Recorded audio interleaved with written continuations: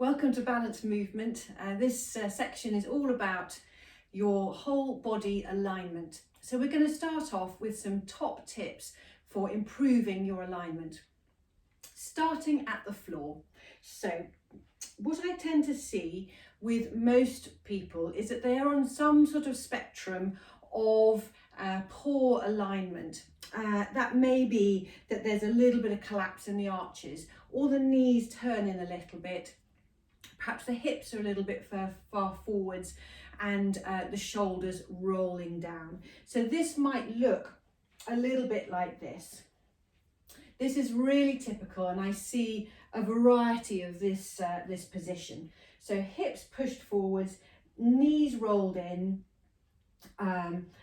shoulders rolled forwards, backs of the hands facing forwards, head dropping down between the shoulders and then cranked up to see where you're going. And this might be an exaggeration, but I tend to see a lot of people in some form of this posture. I call it hip hanging because you're basically hanging out in the front of your hips. And what happens in this position is you can see the glutes get completely tucked under. They then switch off, they go to sleep. There's no engagement here. It's very hard for them to engage in this position, and there's a lot of strain in the front of the hips here. If you're to look down at yourself, what can you see? So if you look down, your feet might have disappeared in this position. You might see the front of your thighs instead of your feet.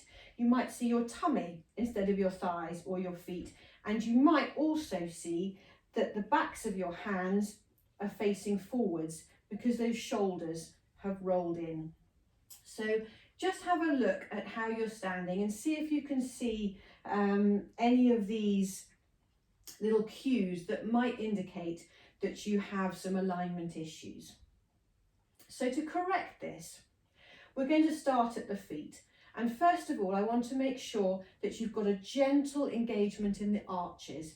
And that means just very slightly turning those knees out.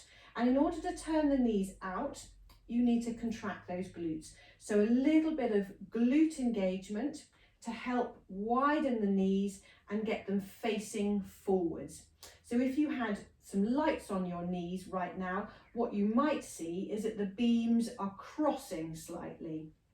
So let's see if we can get those beams to run parallel. So gently turn out the knees, get them facing forwards. And you should find that that creates a little bit of a lift in your arches. So we've got the knees in the right position. Now you need to back these hips up. So you're going to take your weight a little bit towards your heels, towards the back of your feet. So you feel like those hips just come back a little bit and your bottom starts to emerge. So now we've got your pelvis balanced over your knees, balanced over your ankles. But what's happened with the top half? So as the hips come forwards, the upper body sinks back and down. So now we've backed the hips up, but what's happened to the upper body? It's dropped forwards. So we need to correct this without creating strain elsewhere. So keep those ribs down, keep that little engagement in the abdominal muscles here, and then open the shoulders. It's very tempting to, once you've found the right position of the hips here, is to then arch through the upper back in order to bring the rest of you up. But what happens is the ribs pop up, they flare. This can increase or worsen somebody who has a diastasis, that tummy gap. So we want to keep those ribs down, but open the shoulders. So we've corrected the hips by bringing them backwards. We're now going to keep the ribs down, but we're going to open the shoulders. Now, what we need to correct next is where that head position is. So you can see here, that head has sort of slid down. It's sliding down this ramp of your chest. You can see that ramp. So here is the ramp of your head like this. So we've corrected the hips, We've corrected the shoulders without raising the ribs, and now you need to correct the head position so you can see where you're going, and you're going to bring the head up the ramp. Can you see that's a very different movement from just throwing it back? Okay, you're not throwing your head back, you're not creating extension in the neck, you're taking the head, sliding it up the ramp, and you can see how that immediately lengthens the neck rather than compressing it. Okay, so head position, slide it up the ramp, keep that nice open position through the shoulders.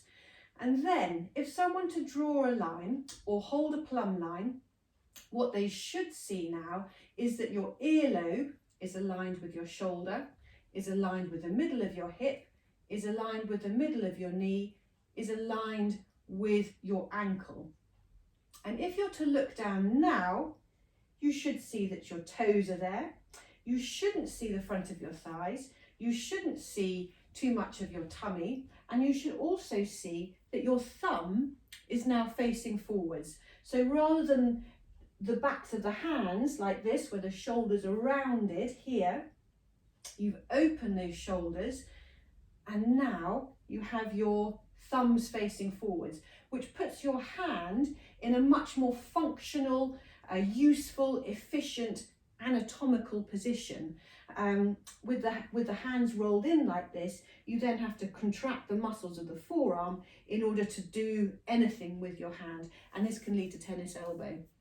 So make sure that as you've lifted, you've got that lovely open chest and those thumbs facing forward. Your head has slid back up the ramp, creating that lovely length at the back of the neck, and you've got that nice plane of vision parallel with the floor, and chin parallel with the floor as well.